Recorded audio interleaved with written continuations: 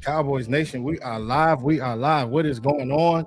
TikTok side, YouTube side, what it do, everybody? Tap in with me. You already know what it is. Shout out to Mike Hopkins. What's going on the TikTok side? What's up, bro? What's up, Michelle? Shout out to you.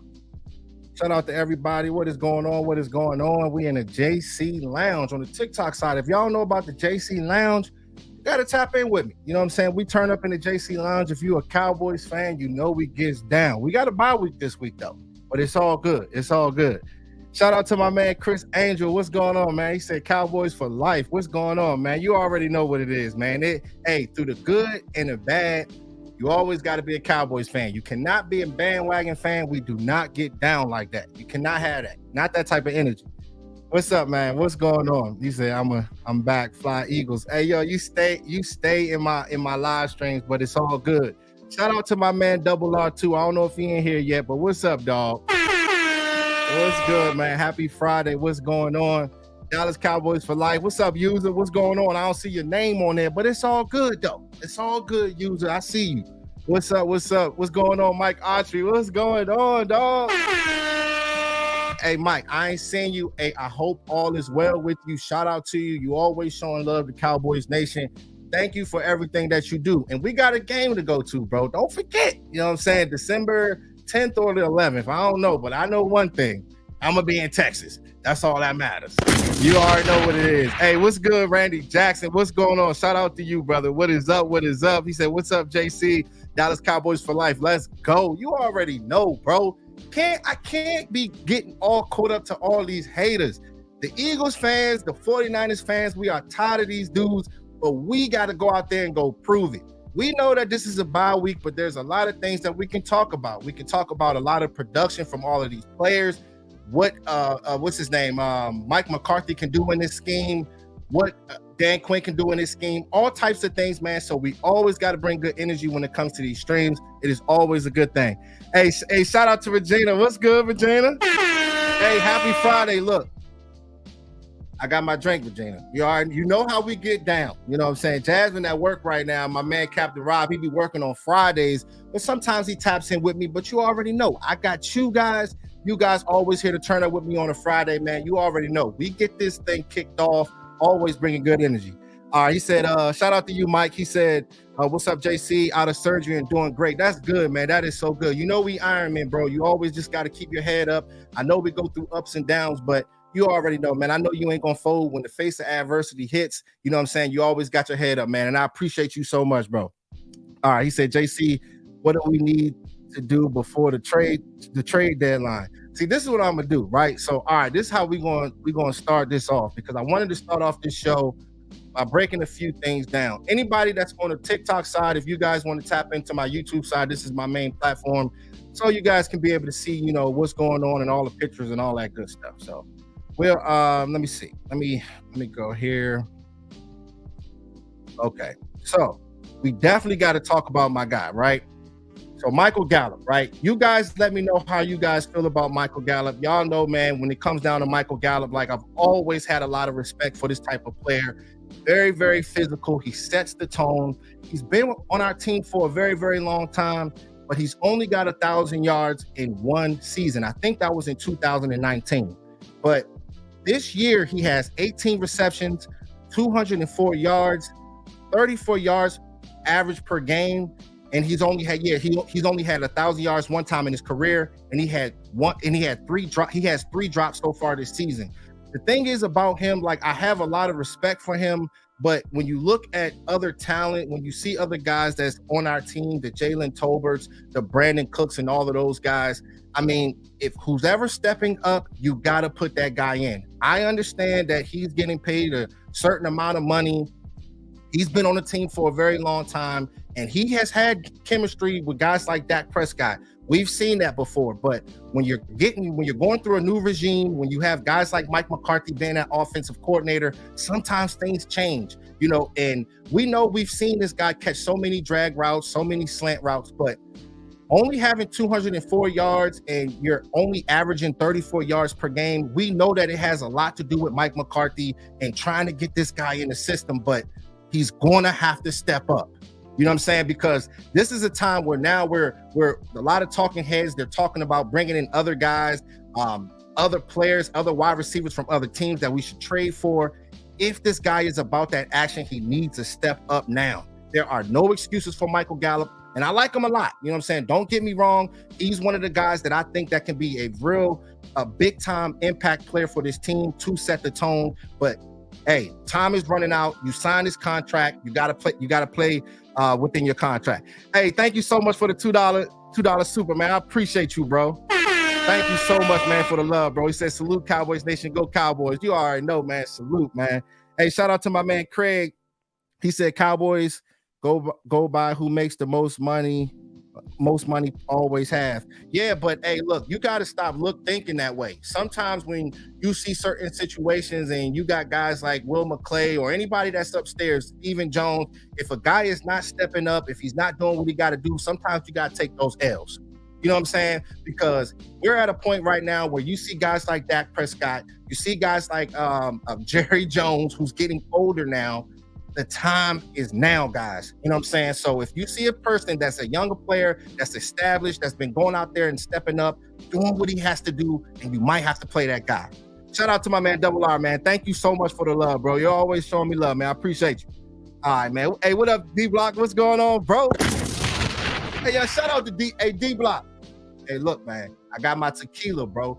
What you drinking on, man? Come on, man. You know how we get down. You already know. We in the lounge. Hey, shout out to Kevin Collins. What's up, man? Thank you so much for all the love over there, man. I appreciate you. He said 42-10. Okay, bro. I see you in here, bro. But y'all just caught an L, though.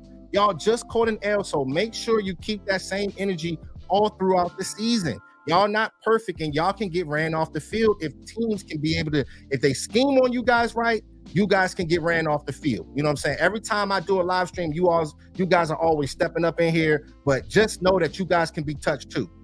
All right. Shout out to my man Kevin Collins. He said gonna be a fun playoffs. Yeah, big time. But the thing is with us guys, we just gotta worry about the team that's next. You know what I'm saying? I know that we can do good in the regular season, and a lot of people are looking ahead to the 49ers and stuff like that, but you don't want to have that type of energy, because if you're doing that type of stuff, that's how you get ran off the field. You know what I'm saying? And you don't want that to happen. We all know when it's cold outside, you don't want to have situations where, you know, these teams like that are beating us, because we know that we have the guys on defense, we have the guys on offense, special teams, all of that, man. We have all of it, but they gotta prove it to us, Cowboys Nation. And the real fans, the people that stay here and come to the live streams and go through all of the hard times and the low times, those are the true Cowboys fans. We don't need nobody on the boat that, you know, hop on when we're hot, and then when we're not, you know, you don't see nothing, you don't hear nothing about them.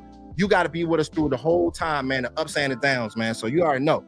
All right, shout out to my man Common Sense. What's up, hey, Common Sense, man? I ain't seen you in a long time, man. Where you been, man?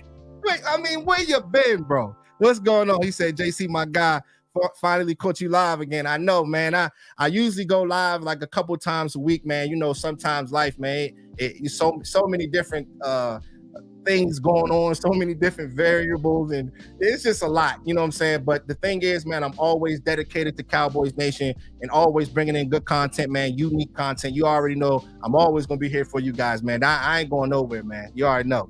All right, he said, what's good in the lounge? What's good, dog? Hey, you already know I'm gonna send that link, you know what I'm saying, so you guys can tap in if you guys want to, but I'm gonna go through a little bit of this content real quick, just so we can break some stuff down, so I can get you guys' opinion on certain things.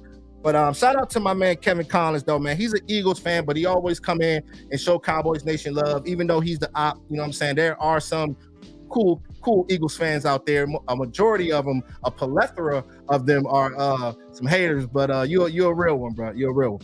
All right, let's see. Shout out to my man Manuel. He said, you guys have been touched by the 49ers for 3 years with dog walk. You guys be realistic now. But look, man, we keep it real when it come over here when it goes down to the JC, when it comes down to the JC network, bro. You guys have been getting at us, but the thing is, we know that we have the athletes to be able to get you guys out the way, but there's things that we got to clean up. You know what I'm saying? Like, we ain't a perfect team. And I'm not going to come out here and make it seem like we are one of those where we're perfect on offense. We have certain little things that we got to fix up. But I think that when we play our best game, we can give the 49ers a run. Straight up. All right, let's see. Shout out to my man. Let's see.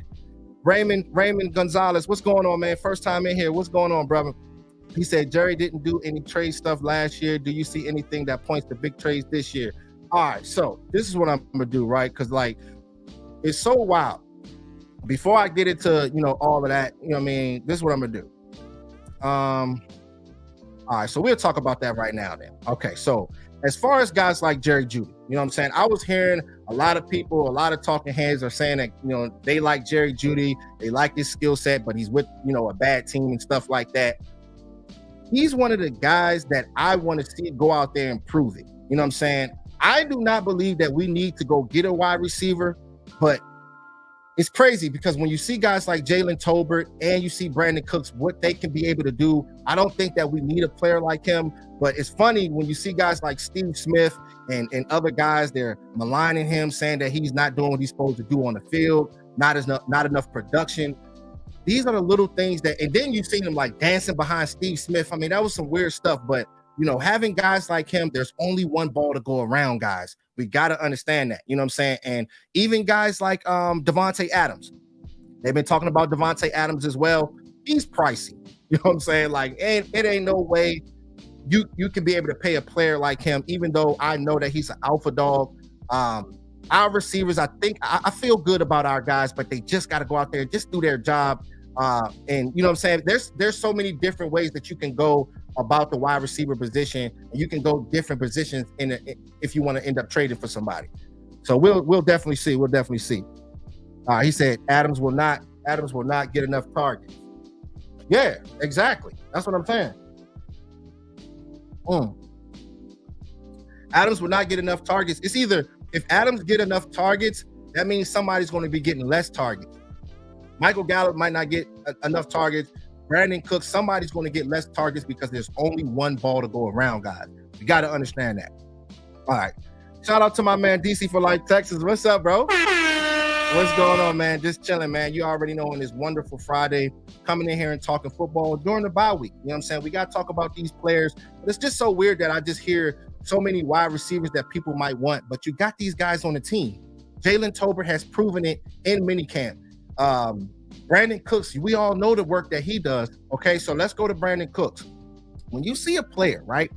You got a player like Brandon Cooks who has 1,000 yards in every single season or every single team that he has played for, right? So when you look at his numbers, right, it's so wild, 1,000 yards from 2015 all the way from 2021.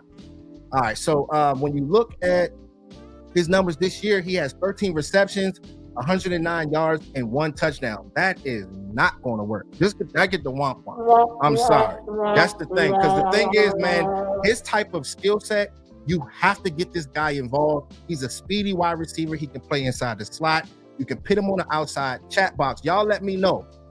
Does Brandon Cooks, does he take Michael Gallup's number 2 role? You guys let me know what y'all think about that. You know what I'm saying? Because they got to figure something out here. You know what I'm saying? Because if you have a player that has had 1,000 yards every single season for every team that he's been on, and he only has 13 receptions and 109 yards and 1 touchdown, it's a little crazy. But then when you look at it, okay, so he does have 2 rushes for 20 yards. I mean, you always need a player to be able to, that stat, that player you can use on like jet sweeps and stuff like that. That's always good. But he was targeted 23 times. He has 13 receptions. So that's 56.5%. And that's actually the lowest in his career. I think it was like a couple years he had like 59% or 60%. So that targeting him, they just got to be more open with it, more strategic with it, you know what I mean, and getting this guy going. But he's definitely going to need the snaps, though, you know what I'm saying, for sure. All right, let's see. He said, hell yeah, let's go. You already know, man. Shout out to you, Randy Jackson. Shout out to my man Eastside. What's good, dog? What's going on? I know my man happy about his Texans, man. You always coming and hanging out, man. What's good, dog? What's good? All right. Shout out to my man Double R. He said, this is why I'm a true Cowboys fan. The team always keeps it very interesting during the season. Yeah, they definitely do. You know what I'm saying? That's one thing about Jerry Jones. Like, we haven't been winning, and getting to championships in a very, very long time. But I know one thing: Jerry Jones is really good at at selling. You know what I'm saying, and making us see. And we actually believe it though, because the thing is, the talent that they're bringing in. I'm not gonna just play the delusional role. I'm not that type. You know what I'm saying? If I see talent, if I see like, okay, these guys have what it takes to take that next step, Jerry Jones usually always puts these guys in position. Will McClay and all these guys, but they got to go out there and do it, man, because it's not always about just having the athletes on the field. It's about having that chemistry. It matters, man. It's imperative. Definitely when it gets cold outside in those playoff games, when it really matters most, guys, this is when we need these guys to be able to come through. You know what I'm saying? Because I can foresee it. I can foresee CeeDee Lamb and all those guys holding up that trophy. I'm sorry. That's just what it is, man. And you know what I mean? And I think that these guys, they work so hard, but they gotta just prove it, man. No excuse. No excuse. All right. Shout out to my man Craig. He said we could use a bigger running back that can run through the A gap. Yeah, man. That's what people are saying too, as well, man, with the running back situation. So let me so we did talk about guys like Adams and Judy. You know what I'm saying? Like, I think Adams is a good player. Judy is the type of player that he hasn't had 1,000-yard season. He hasn't stayed healthy. I think he stayed healthy just one season, but trading for a wide receiver at this time right now, when you got guys like Jalen Tolbert and you got guys like Brandon Cooks, I think that we're fine right there. It's just little things that Mike McCarthy has to implement if he can be able to do that, guys. I think that these guys can get going. You know what I'm saying? I feel good about it, but they just got to just go out there and do their thing. All right. He said I would bring in another cornerback. Hey, I don't got a problem with that. Hey, my man Randy Jackson said bring in Derrick Henry. Hey, I said bring in Derrick.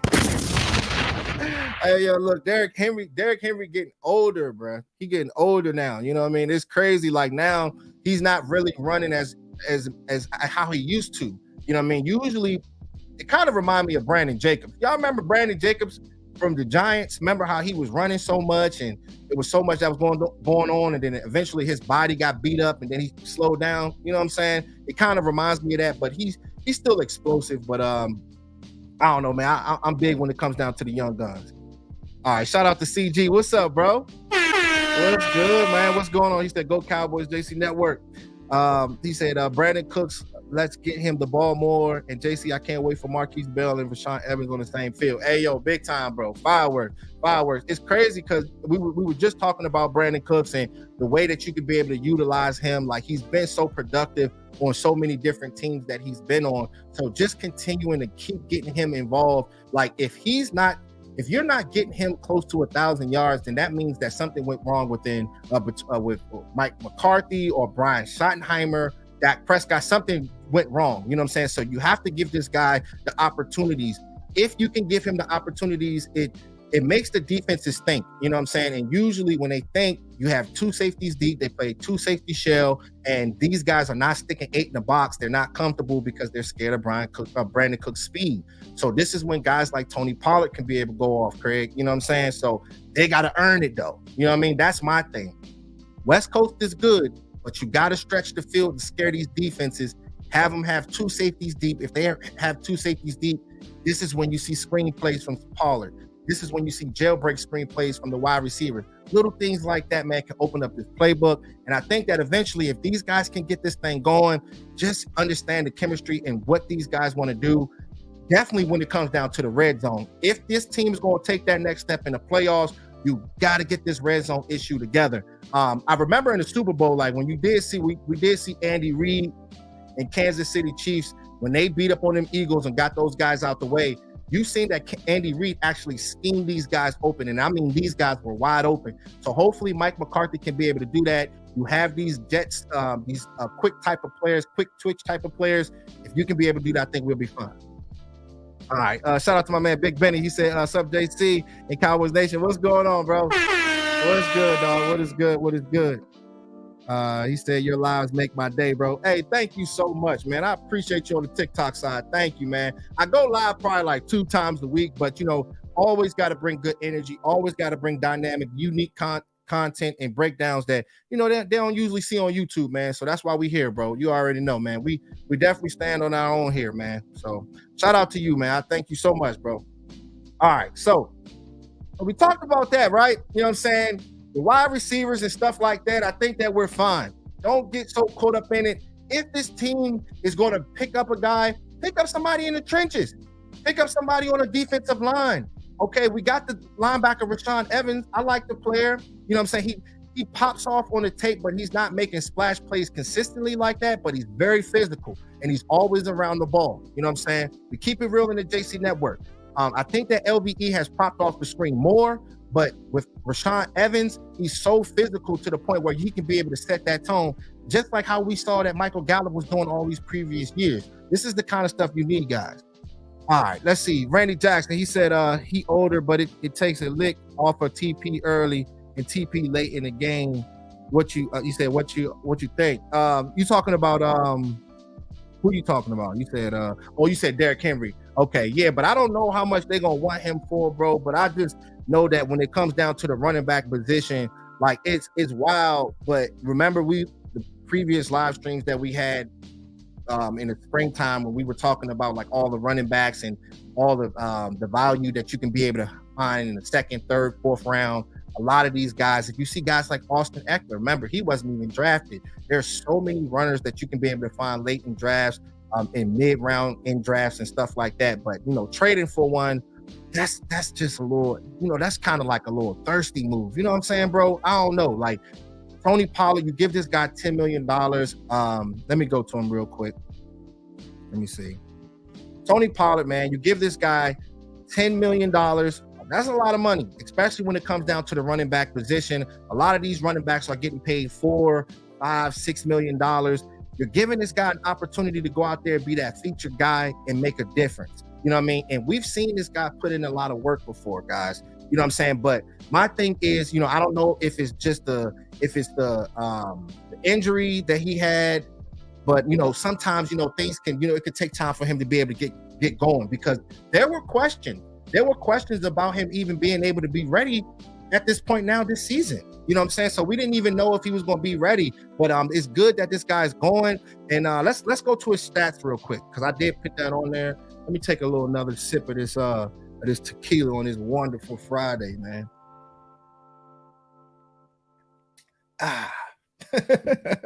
Y'all already know what it is, man. Y'all already know, man. Hopefully y'all got some drinks, man. Something to start y'all wonderful Friday. I know y'all gonna turn up. It's raining out here in the DMV, but it's all good though. All right.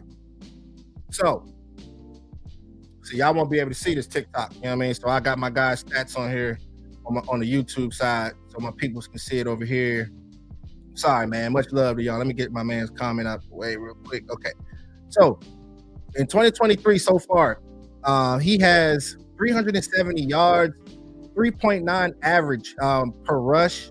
I mean, he's had more than that in previous years, 5.2 in 2022, 5.5 in 2021. So he's been balling the previous years as far as just running the ball and his average. So right now he has 3.9.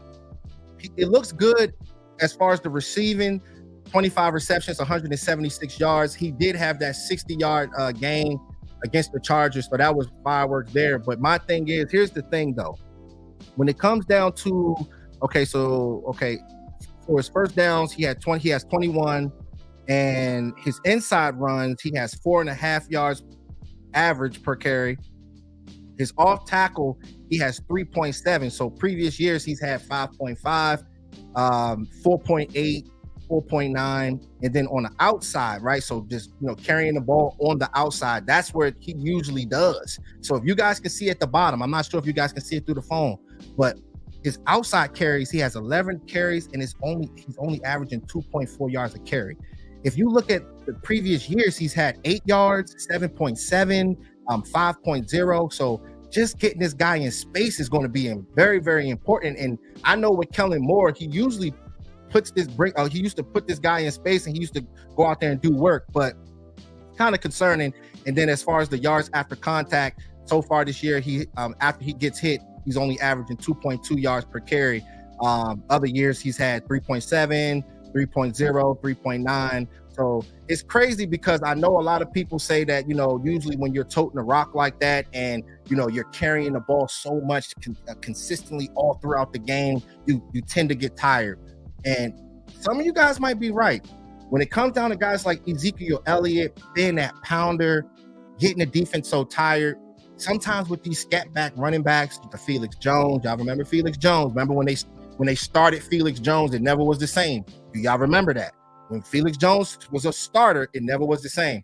With Tony Pollard, I got so much love for him. I got so much love, but the thing is, I just don't want this guy to take the biggest pounding. I know he's coming off an injury. The stats are low right now, so he's going to have to pick him up. You know what I'm saying? So reading that, he got to get that going. You know what I'm saying? Especially like the average yards per carry. So, hey, shout out to my man Iceberg. What's good, dog? What's going on, man? Shout out to my man DP. What it do? What it do? What's going on? My man Iceberg said, go to Miami and get Cedric Wilson back. He can slide right in from the 2 to 3, which allows Cooks to stay on the outside. So let me ask you then, you know what I'm saying? So since you want to get guys like Cedric Wilson in here, okay, because I like Cedric Wilson, but don't you think that Cedric Wilson is like a Jalen Tolbert?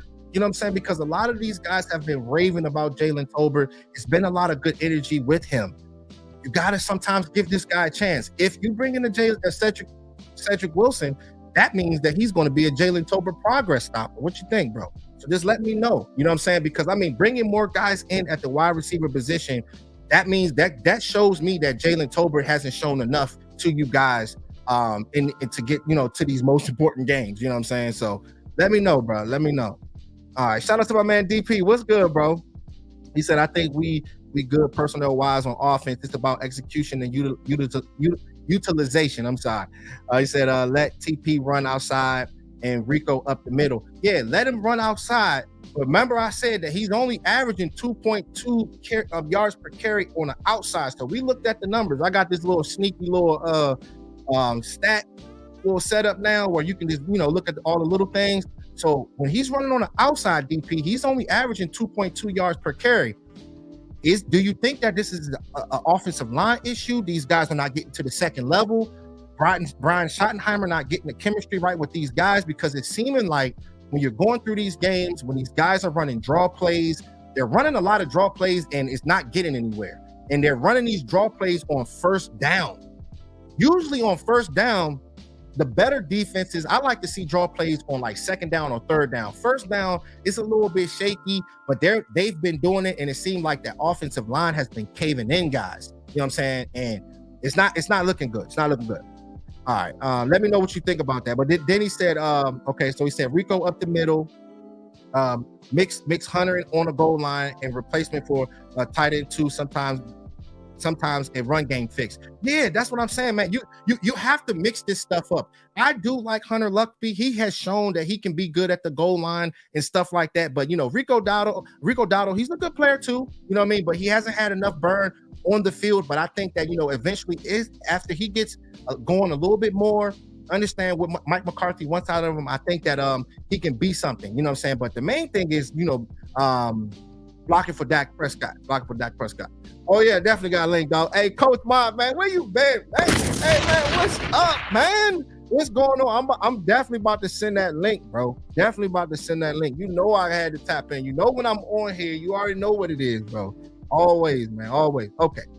All right, my man Iceberg said, JC, I want them to play Tolbert more. Yeah, like you have to play Tolbert more. And shout out to our man, a landlord and all the guys on the other side, because the thing is, they were saying straight up when they did that interview, and he was saying that, you know, he felt as though he was the best 50-50 ball catcher out of all of the guys. That just shows a lot of confidence, guys. Straight up. And that's the kind of stuff that you need. And he was making plays day in and day out throughout training camp. You put this guy in. No excuses, Mike McCarthy. Put him in. You know what I'm saying? And then we'll see how it play out. All right, shout out to my man CG. He said, JC, you think we should use Malik Davis along with Rico Dowdle, TP going inside? I think too much. Don't want to see him burn out. Exactly, more outside TP. Yeah, man, you have to implement it all, bro. I mean, if Rico Dowdle, I'm not sure what's going on with Malik Davis, but I mean, I like the way Rico Dowdle runs. He can catch screen plays. He can catch the ball. So, I mean, he can run in the inside. He pretty much is like he's like a poor man's Tony Pollard, but he might run a little bit harder than Tony Pollard. You know what I'm saying? But that's neither here nor there. You know what I mean? So they're close in skill set, but I think that Tony Pollard is the better runner. You know what I mean? But just getting healthy, I think that's going to be key. But you know what I'm saying? The size, they're about the same size. Let me see. About the same size, you know what I'm saying? Not too, about the same size, you know what I mean? So just seeing these two guys, I think that this could be good enough, but they just got to get that offensive line right, man. It's going to be key, man. It's going to be key. All right, let's see. Shout out to my man, Hoodlum. What's good, bro? What's going on, man? Shout out to you, man. I see you, brother. He said Turpin in a slot in motion is venomous. Yeah, hey, big time. You got to utilize a player like him who's small, who can be able to get in space and just get those chunk plays. Dak Prescott and that offense, they need chunk plays. If we can be able to get that, in the defense, they rest. You know what I'm saying? And that's what you need. All right, let me tap in with my man real quick. Let me see. I'm gonna send a link right now, bro. You'll be able to tap in. Hey, you guys ain't gonna be able to hear me on the TikTok side once my guy Coach Marv gets on. So if you guys want to tap in with me, you know what I'm saying, to hear what he got to say, I'm sure he got a lot to say. All right. Okay. All right.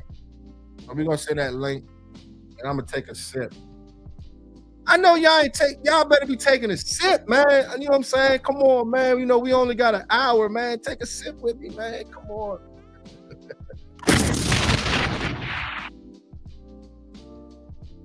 My man said we need a tight end. Been saying it all year. I think we're good at tight end, bro. I think we all right. We all right at tight end. All right, let's see. Let me get my man in here real quick. Let me see. Hey, what's up, Coach Rob? Can you hear me, man? What's going on, man? I can hear you, man. You hear me? Hey, man, I got to give you the applause, man. Hey, listen, man. It's been a long time, bro.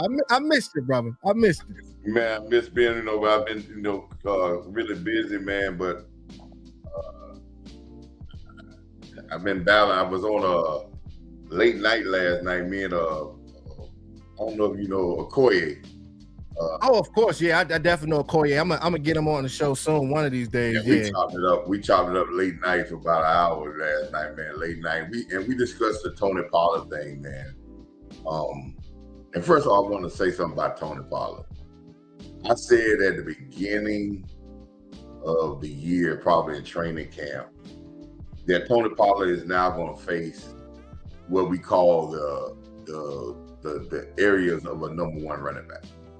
And what I said is that one, when he's in the game, defenses are on alert of him running the ball. Two, because he's the number one running back.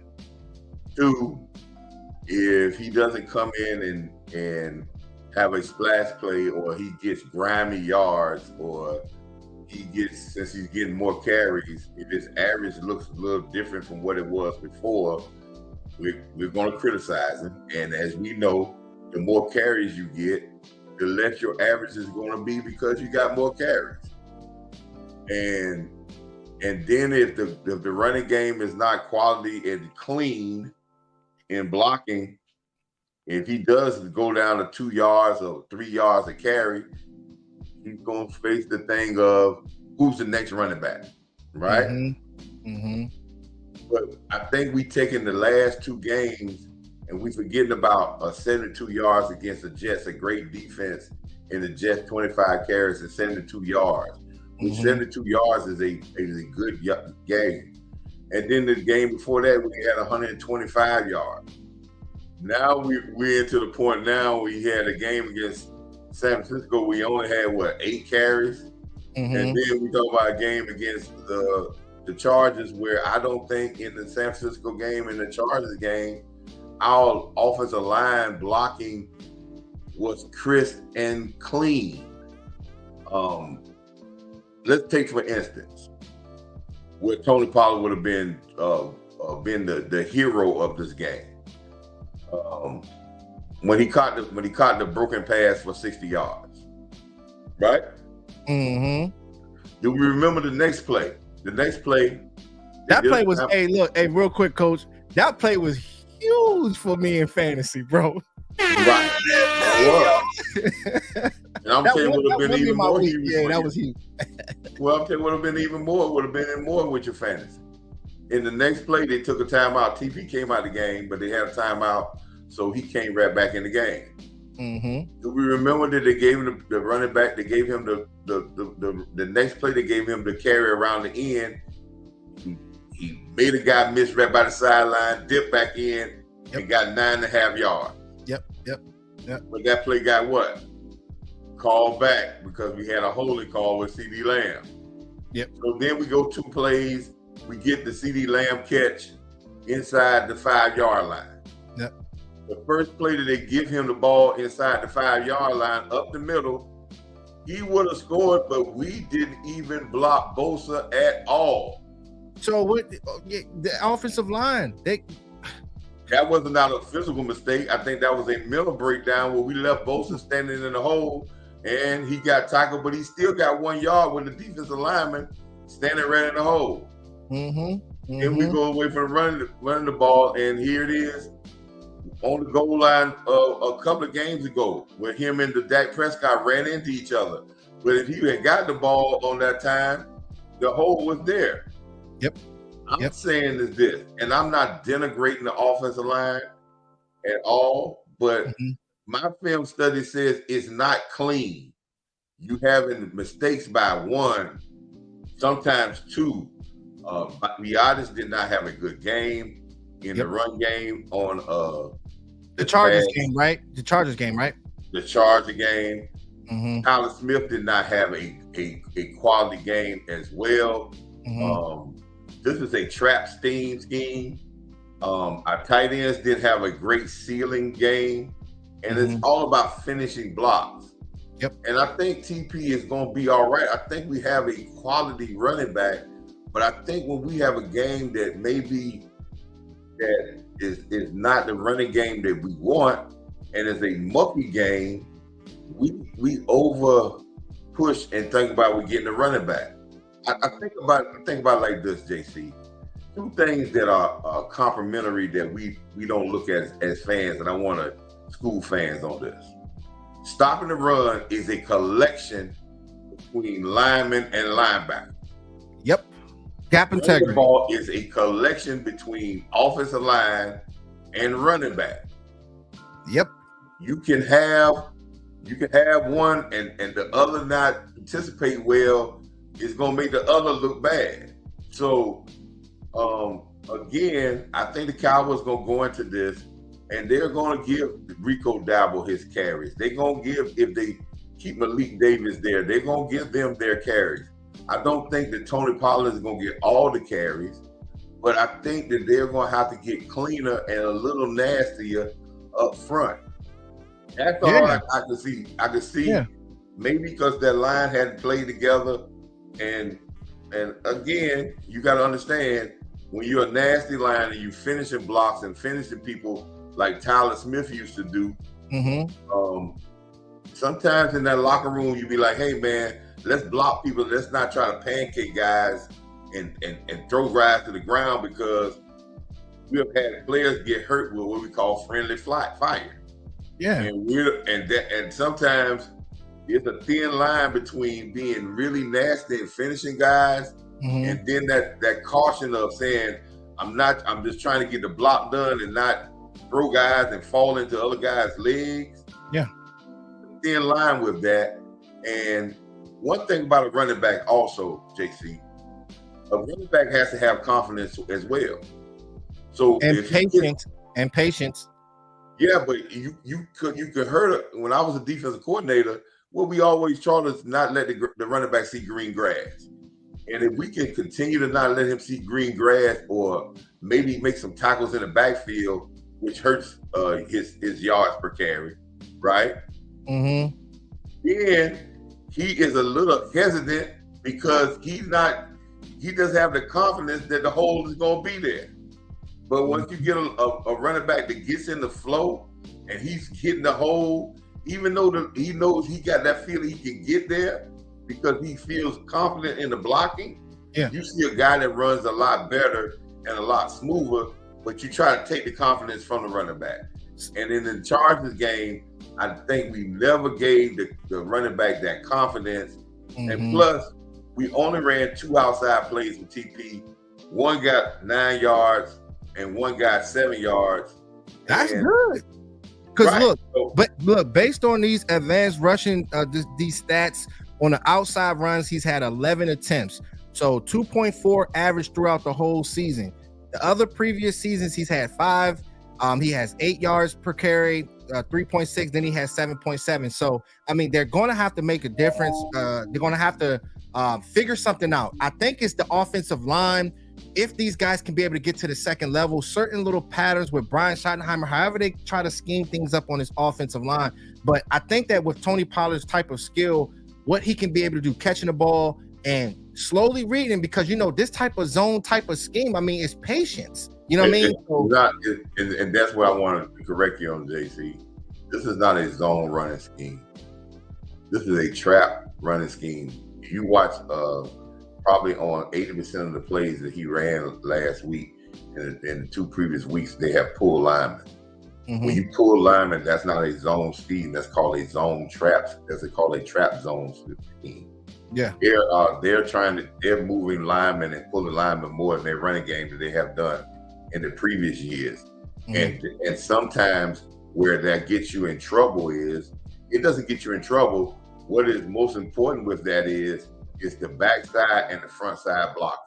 Mm-hmm. And your tight ends and your receivers must be dominant in that type of run scheme for it to work.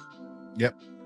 Because you're asking your linemen to pull, and we're not asking your linemen to do massive blocks. We're asking them just to get in the way and to block people. But the front side, we're asking for those down blocks and those cutoff blocks to be massive. Mm-hmm. The same thing we talk about with San Francisco. What makes San Francisco run game so important, so potent, is because they have the best blocking tight ends and receivers in football. They got the most physical tight ends and receivers in football. Yeah. And they got receivers or tight ends that can go down and block defensive ends as well as get down on linebackers and really punish them, which makes the game much easier for your linemen. Mm-hmm. This is a scheme that we're trying to implement. I think it would get better. I don't see where it can't get better. I think we have the personnel. I just think it's a mentality. It's the mentality. Yeah. We have to get to the point where we need to get that more efficient and productive. But again, you gotta do things to make the running game efficient. 1, you gotta stay in front of the sticks. 2, you can't have all these preset penalties. 3, you can't have an efficient run game if you're getting penalized. So there's a lot of things that we need to work on, but I think it's a lot of cleanup stuff, and I don't think we should over exaggerate about changing the running back, because if the blocking doesn't change and it's not clean, whatever running back you get in there, you're going to have problems. And I think we forget the last half of the season, Tony Pollard averaged 2.7 yards a carry in the last 4 games of the season last year. Mm-hmm. But that was him and Ezekiel Elliott did that because it wasn't clean, and we crucified Ezekiel Elliott because we say he lost a step. Now we talking about Tony Pollard has lost a step because we're looking for 20-yard, 30-yard, 40-yard games, and that doesn't happen often in the NFL. Yep. So again, I watched the. If you think about the San Francisco game, McCaffrey didn't kill us with the running game. Mm-hmm. I think the longest game he got was like 7 or 8 yards, but he had a lot of 2-yard, 3-yard carries, 4-yard carries. But it was constant, and then they finally said, we want to break one, and they did break it with the backup running back, but they kept chopping at the tree until they got one. But sometimes a 3-yard gain sets up a big pass. But my thing is, here's the thing though, Coach. Like, my thing is, like, as long as they just continue to keep doing it, don't run away from it. Just stay true to running the ball, and that's what's going to open up so many different things. The play action.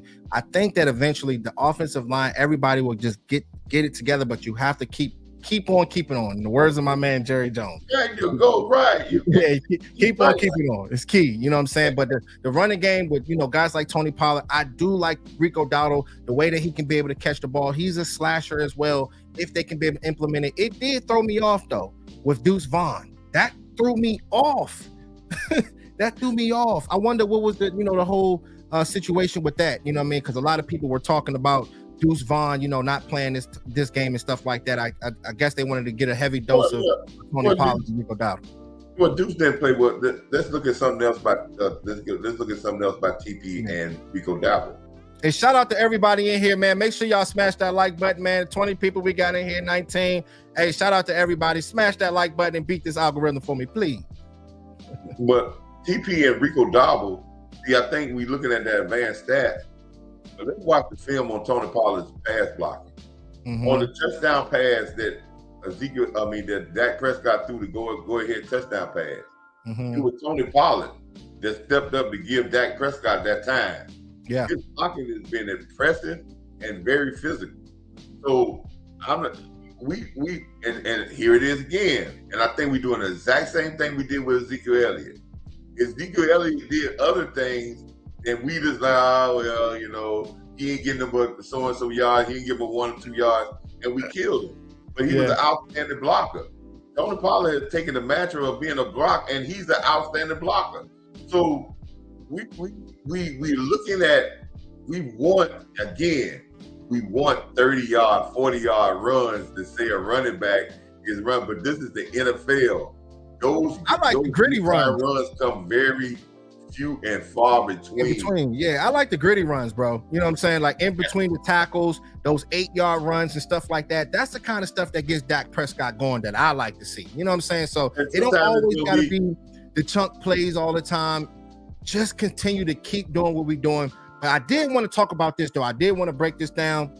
I wanted to get into Sam Williams. You know what I'm saying? It's crazy because I want to see more from him coming up. We all know that Micah Parsons is going to be the linebacker. He's going to be on the edge. They're going to be utilizing him all throughout the front seven. But when it comes down to guys like Sam Williams, his type of athleticism, you got to get this guy going. I've seen this guy play at the defensive tackle position. He's played on both sides of the edge.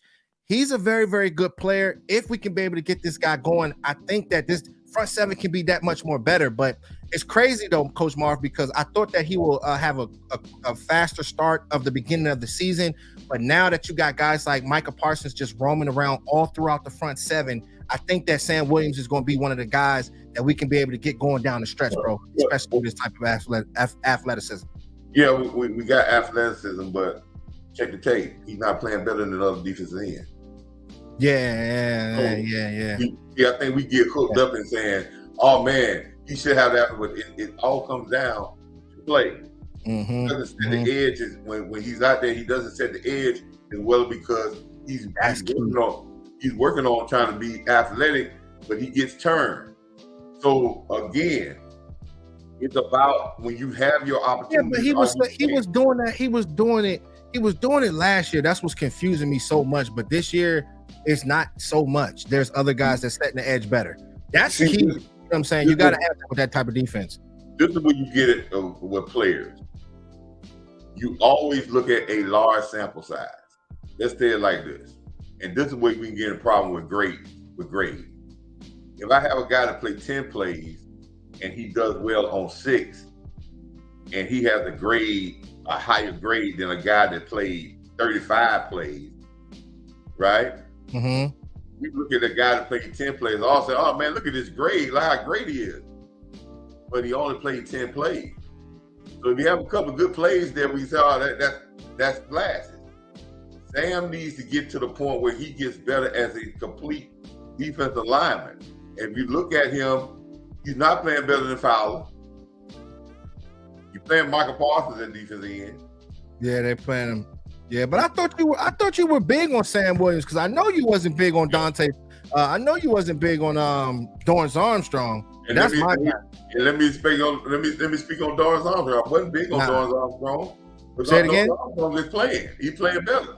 Don't lie. I'm one of those people that I might be down on guys, but when you take the film out, Have they gotten better? Have they doing their job? Yes. Yeah, and I always rock with him though. I rock with Doris Armstrong. I already know the type of player that he is. Like, you can just see it. He jumps off the tape, special teams. It's hard to find players like that. So I understand that, eventually you're going to have so many other guys getting in there, but just having him and guys like Micah Parsons together, I mean, those guys can really make a difference, bro. You know what I'm saying? Just the dog mentality. We need guys with dog mentality. Straight up, man. That's what, and there's no excuses, but I hear what you're saying when it comes down to guys like Sam Williams. Like, setting the edge is important. Like, I can't say much about that. You know what I mean? The little things matter in Dan Quinn's type of scheme, man. So, you know what I'm saying? Not playing that hero role. And we don't give the credit to D-Law that we should, because D-Law is probably one of your most consistent and teams scheme against him more than anybody else other than Michael Parsons, because he makes plays. And he's great on run, and he's great on getting pressure. Let me speak about that. I said a long time ago on Twitter, and said this many a time. It's coming to a point where if we want this defense to go to the next level, and we want Michael Parsons to affect the game, or I think I told you this, JC, when we were talking about Michael Parsons playing defensive end. Yes, Michael Parsons got the last sack. Yes, Michael Parsons had some pressures in that game. But I need Michael Parsons, as the great athlete he is, to have more than one tackle. And that defensive line, he's not going to have tackles, because defensive linemen, they may average about 35, 40 tackles in a year. He is better suited at third and long to play defensive end, but he is suited to effect more plays at middle linebacker than he would ever effect at defensive end. Because I have said Michael Parsons, it has the ability to be the first 125 tackle, 15 sack, 3 interception guy. Nah, I can't say that though. I haven't seen him even seen him get an interception, Coach Marv. You're not going to get an interception playing defensive line. Yeah, I can't see it. You know what I mean? Unless he got to prove that, and then Dan Quinn got to put him in position. Because a lot of balls that he get, a lot of balls that he get, bro, they touch his hands whenever he can't get his hands on the ball, he don't catch it. So as far as the 3 interceptions, I'm not sure. I'll tell you like this, JC. If a 33-year-old Bobby Wagner can have a year like last year at the Rams, 135 tackles, 3 interceptions, and 4.5 sacks, what can a Michael Parsons do? He can do a lot depending on the scheme, though. It depends on how Dan Quinn utilizes him. Can Dan Quinn utilize him like that? That's what it comes down to. And know how he can utilize him like that? If he's in the middle of the field, he affects every offensive play you can run. On the end, I can get him out the game for 70% of the offensive plays. Because if he's on the end, you run the ball, know what you're telling him to do? Set the edge. Yeah, setting the edge. Yeah. So you take your best player out the game, and all you're telling him to do is set the edge. Yeah. Yeah. I mean, you can utilize him in so many different ways. I mean, and he can blitz. I'm gonna give you another stat. Devontae David for the Tampa Bay. Devontae David, Tampa Bay. Okay, yeah, I got you. In the last in the 3 years, he was averaging about 8 to 9 sacks, and he was blitzing from the middle. What can Michael Parsons do? Hey, listen, look, and I'm gonna tell y'all something. Like when Michael Parsons first came out in the draft, I didn't even have a channel at that time. But it's so crazy. When he got drafted by us, I went crazy because that Memphis game, if you just turn on the tape, if you guys we all love football. So watching tape of college, just watch what Michael Parsons did at the linebacker position against Memphis in that bowl game, closing in between the A and B gaps. I mean, it was so dangerous. That was why I wanted him. You know what I'm saying? Having 3 sacks, 3 pass breakups, and all that good stuff, man. It was the dude really made a difference, man. And I think that he can be good. We consider tackle for losses just like sacks, right? Yes. In Michael Parsons' first year when he played linebacker, from the linebacker position, he had 10 tackle for losses. The linebacker we had in there that we was talking about was supposed to be our middle linebacker, LVE, has only had 7 tackles for losses in 3 years. Yeah. I have my questions about LVE, man. It's just so crazy. That one. If you get tackled for losses, we talking about a 20-sack guy. JC, those stats I gave you, 125 tackles, 15 sacks, even 3, you don't even have to have 3 interceptions. You can have 3 to 4 forced fumbles, right? Let me tell you something, JC. Those stats have never been put up by a defensive player in the history of an NFL. Yeah, I know. And it sounds, you said 125 tackles, 3 interceptions. That's a lot of work for real. That's why I'm just, it's when you say stuff like that, and I know it's never been done before. You don't want a player like that of his caliber to get injured. No, wait a minute, hold up. See, JC, this is where we fall short. I'm just saying because just like you said, it's never been done before. I'm worried about him getting hurt. And what I'm getting out of him is I got a game that is a close game, and Michael Parsons for my team had 1 tackle. For hold, you talking about for the which game? The Chargers game? Charger game. Had 1 tackle. And only thing I'm saying is we're saying that he had a great impact because he had a 1 sack. But if he doesn't get that sack, he impact that game very little. That's a scheme issue.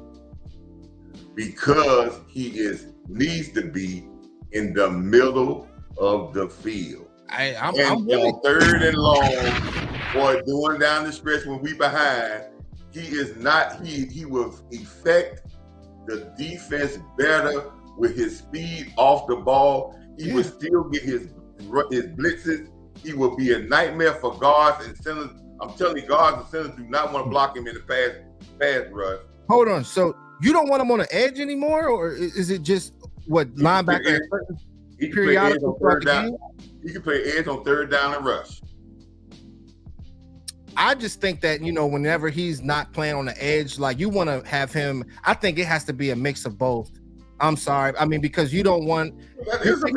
You're taking away from his game because, like, I like to see him rushing on 1st down or 2nd down. It just depends on how Dan Quinn wants to do it. I don't want to commit. If I was off coordinator, I would neutralize Michael Parsons because when you got him on 1st down, we run the other way. We just took your best defensive player out the game. Yeah. It's what I'm saying about that, JC. You want your best defensive player to effect as many plays that he can.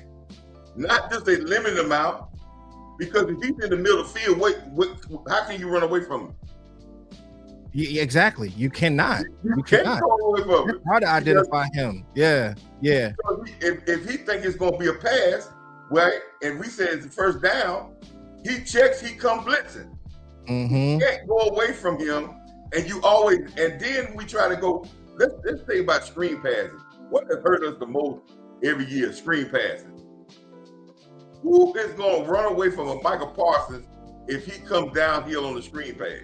Hey, let me just since you mentioned screen passes, shout out to my man Marquise Bell too. Hey, shout out to him because he was lurking, bro. He was lurking all over throughout that game. Screen passes, you know what I'm saying? The little screen passes. We know when it comes down to Austin Eckler, he's sneaky and with the screen passes and stuff like that. So I just wanted to throw that in there. You know what I'm saying? Well, I like to see that. I want to give a shout out to Marquise Bell. Hey, big time. I'm gonna give get out of here, man. I'm gonna give a little shout out to Damone Clark because he's playing it just like LV. And listen, let me tell you something. I had to think about it. I had to understand. When I heard Damone Clark talk about LV when he got hurt, and he said, "Yeah, man, it's a sad thing," and I'm paraphrasing. He says it's a sad thing, and yes, he said yes, he want to be able to play with it. He said yes, I want to be able to play with my grandchildren too. When I get older, and yes, LV got to think about that. With his neck, you don't want to have nothing to paralyze him where he cannot. And when you had the same type of injury and the same surgery, you cannot tell me that doesn't cross your mind when the guy that had the thing before you has this, and you can't play linebacker. You can't play linebacker aggressively if you're worried about being hurt. Yes, that's what the thing is. That's the thing with LVE. But real quick, let me throw this in there real quick because this is a little juicy right now. So with LVE, do you think it's time to?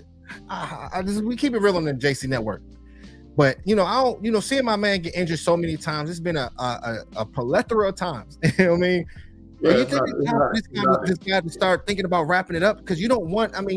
It's bigger than football, bro. It's like every single year. It's like that net, bro. You're gonna find out when with all these other linebackers and the choice that they have the linebacker, that you're not gonna miss LB at all, and that's gonna feel the fate either. Your defense is probably even get better. I've said this in 3 years, and I'll say it again. The thing that this defense is missing, and it's not in the secondary. This defense is not missing nothing on the defensive line. Okay. This defense is missing 2 slobber knocker linebackers. If you take this defensive line and you take this secondary and you take our linebackers out and you add San Francisco linebackers in, this defense would be probably give up nothing.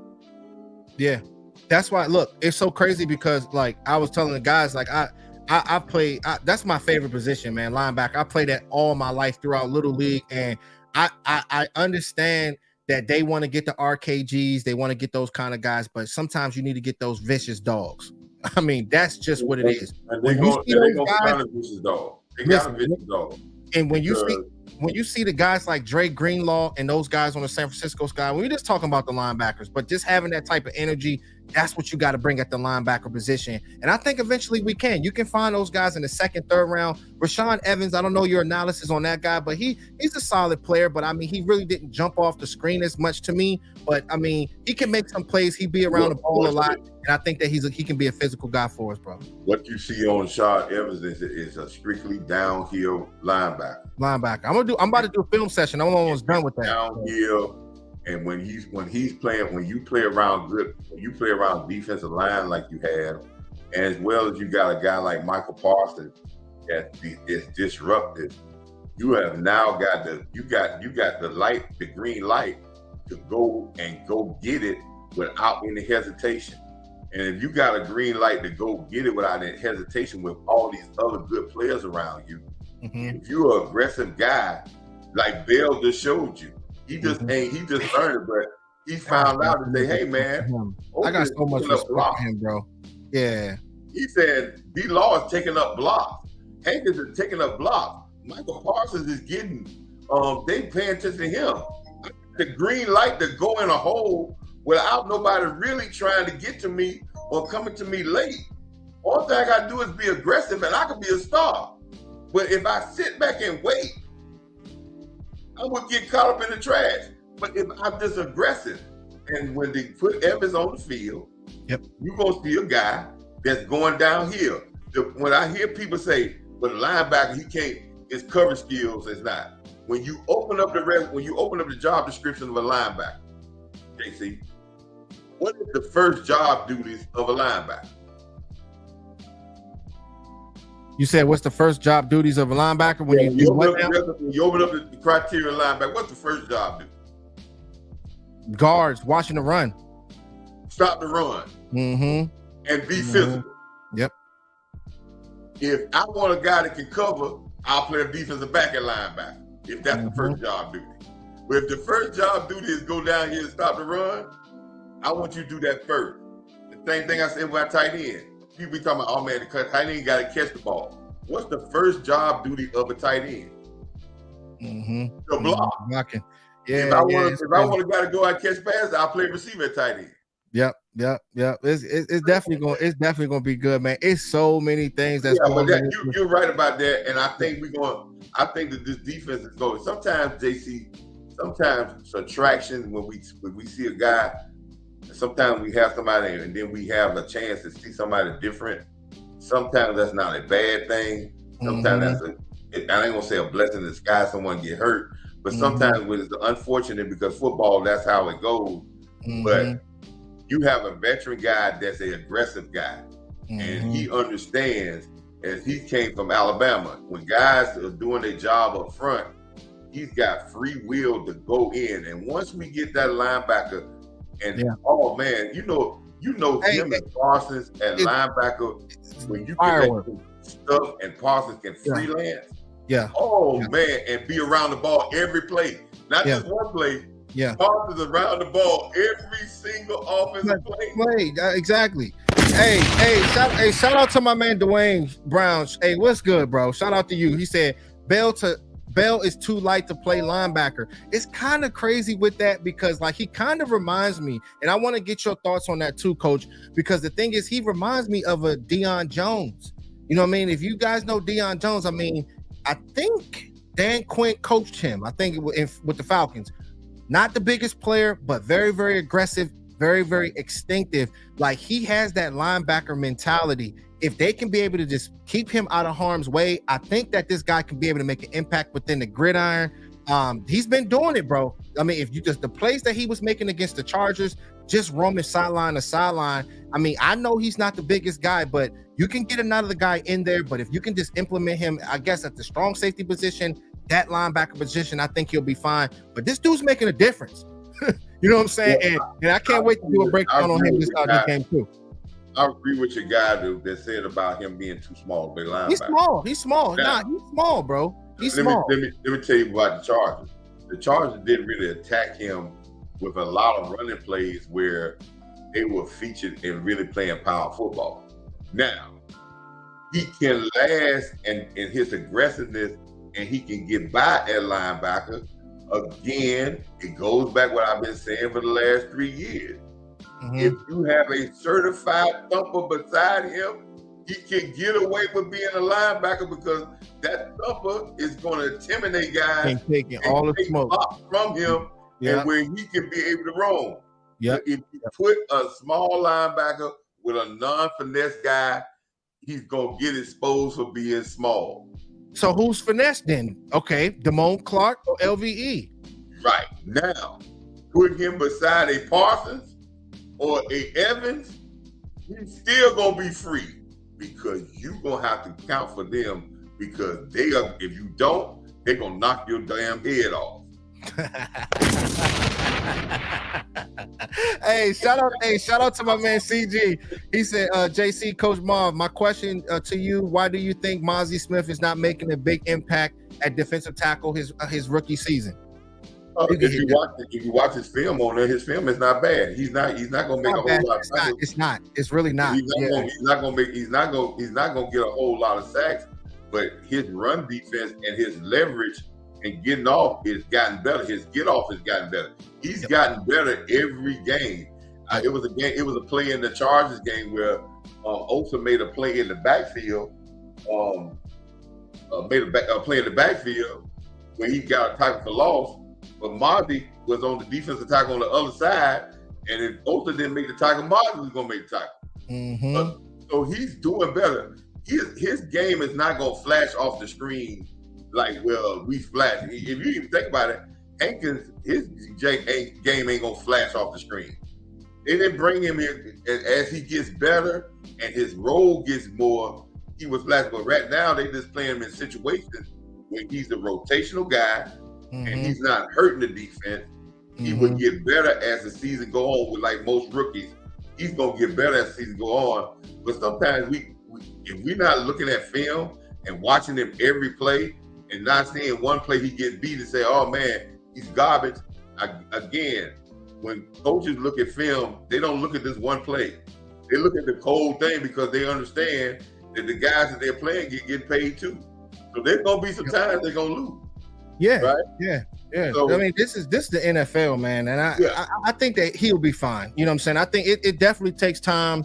With one techniques, the type of position that he's playing, it's not gonna always just jump off the screen quickly. But just like my man Coach Mark said, he's not getting a lot of plays. Yeah, he's not getting a lot of plays, but when he's getting out there, he's making a difference. It's the little things. This is the stuff that you guys got to see on an all 22. If he can be able to just fill in the gap, have leverage, like my man Coach Marv said, just play with strength and just be physical, I think eventually he'll be able to, get things going. You know what I'm saying? It takes time though. This is not a 3 technique we're talking about here. This is more about the one technique that we haven't had in a long time.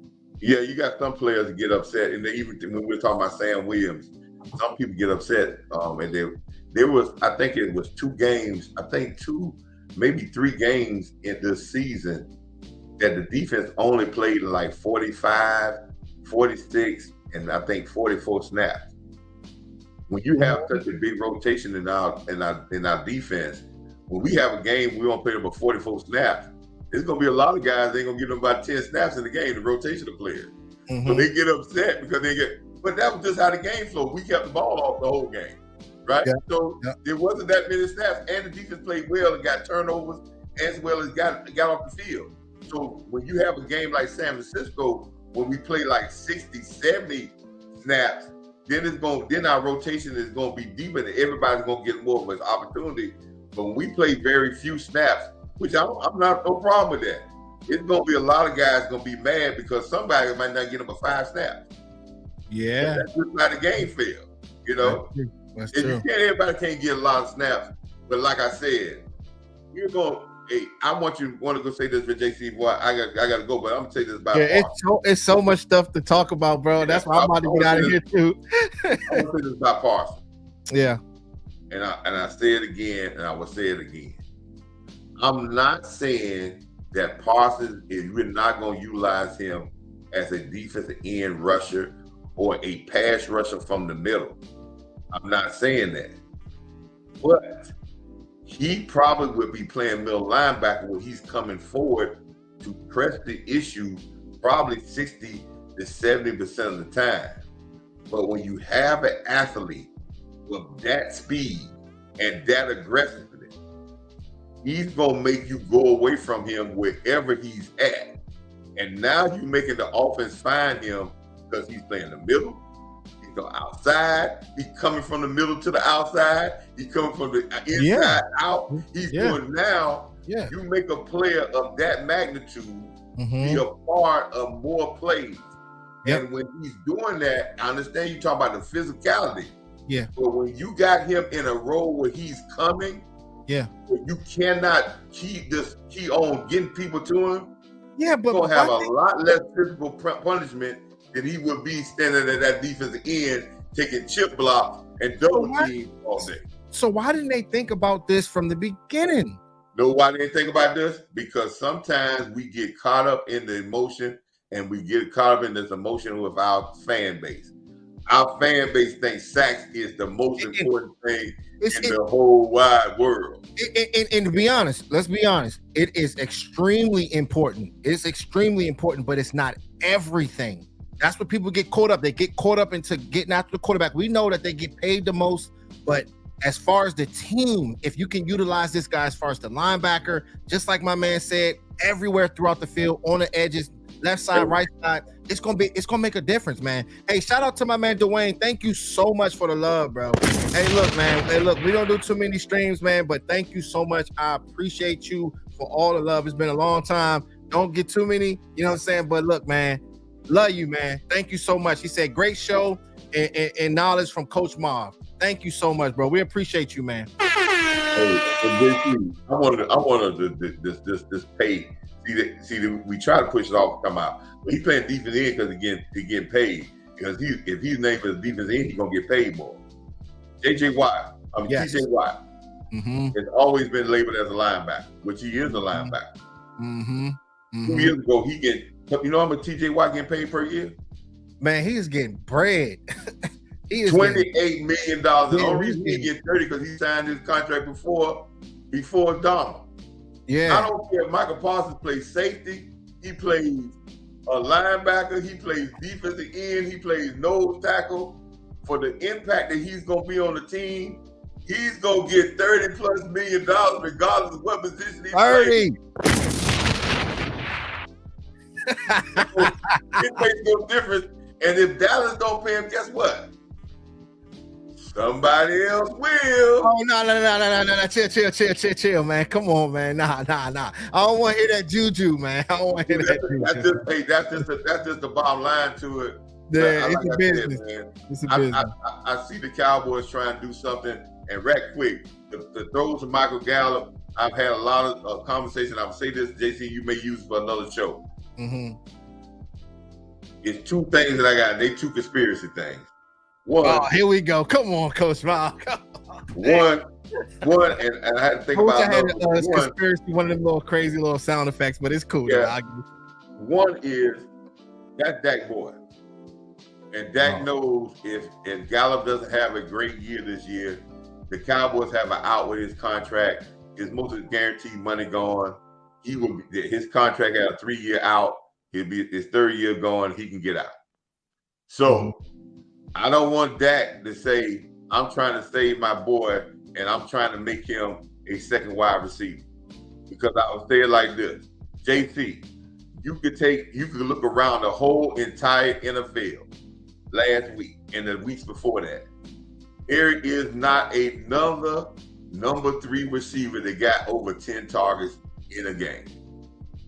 Nah. Yeah. That's crazy. No.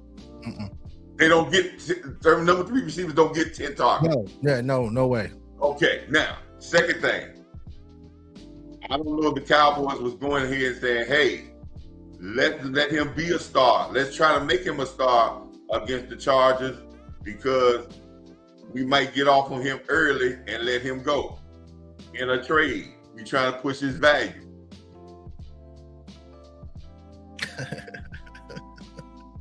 Man.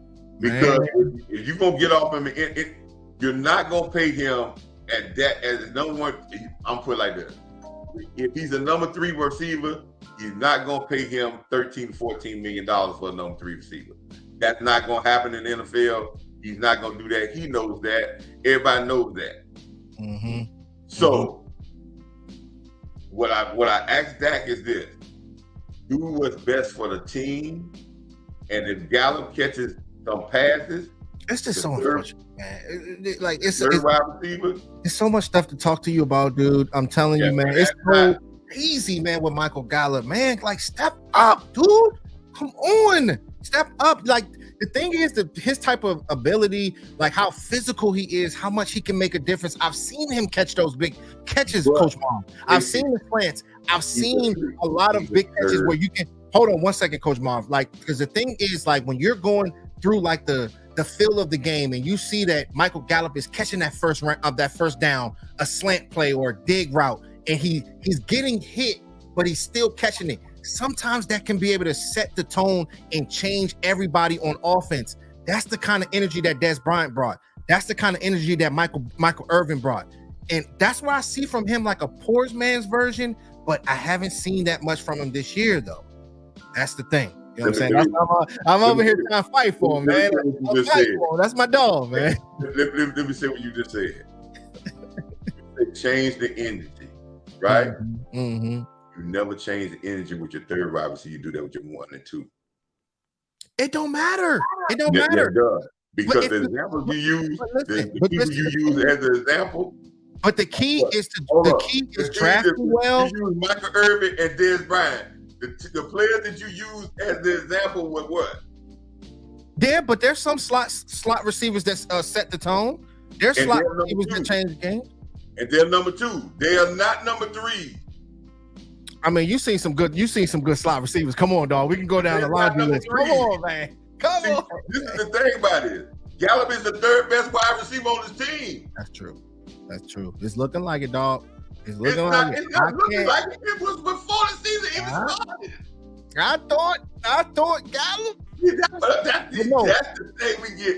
We're trying to give him credit, but if you look at the body of work for their career, he can't even touch Cook. He can't even touch CeeDee Lamb. He's the 3rd wide receiver. He's a 3rd wide receiver. He's a 3rd wide receiver. He's definitely a 3rd wide receiver. And this is what it is. When you put expectations on someone and you look at them alike as a 2, and then they give you 3rd or maybe and fail as a 3rd, we look at them in a bad light, but we gave unrealistic expectations. We're trying to put him in a situation that when CeeDee Lamb catches the ball, that gets the team started. When Cooks catches the ball, that gets the team started. Not Michael Gallup. Yeah.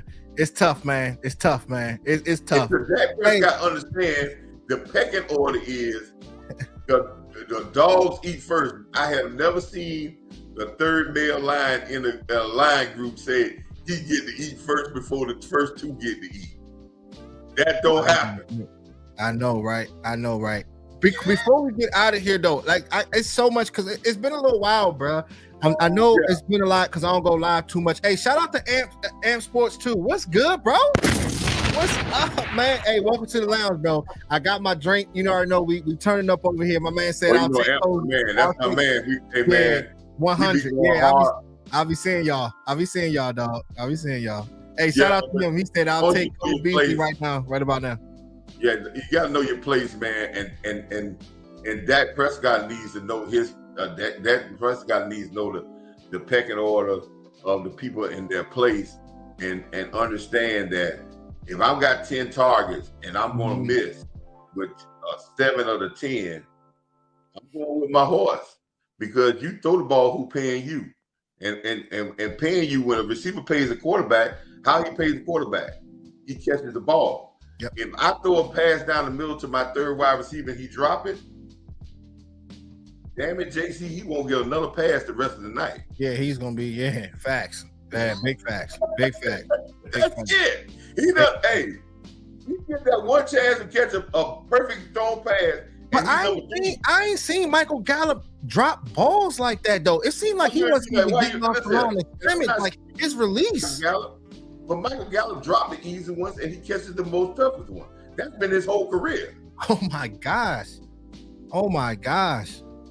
It's just so it's crazy to see it, but just like you said, man, you gotta play the best 3 guys, the best 2 guys. If you see a guy like Brandon Cooks, you see the body of work that this guy has put in from 2015 to 2021. This guy has had 1,000 yards every single season. Right now, he has only 100 yards. So you have to implement this guy and get this guy going, man. It's gonna be big, man. 7 times to CeeDee Lamb, he caught 7 passes for 117 yards. He threw the ball 4 times to Cooks. He caught the ball 4 times and 1 touchdown. Tell me why Michael Gallup got just as many targets that they got. He threw the ball 1 time to Jay Ferguson, and he got 1 catch and a crucial first down. Why do Michael Gallup? That's what 13. That's 7, 4, 11. That's 12 targets between Ferguson. He count numbers. And you're 100%. You threw the ball 10 times, and Michael Gallup got 3 receptions. Tell me where that figures that out at. And 1 major drop for a touchdown.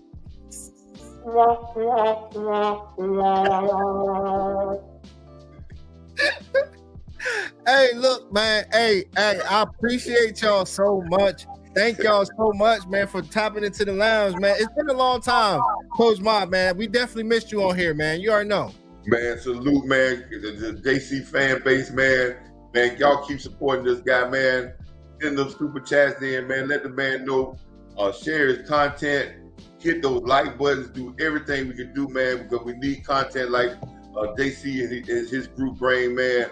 I appreciate the opportunity to come on there and talk to JC. Until next time, man, I'm glad we got a bye week, but we're going to be all right. Just be patient.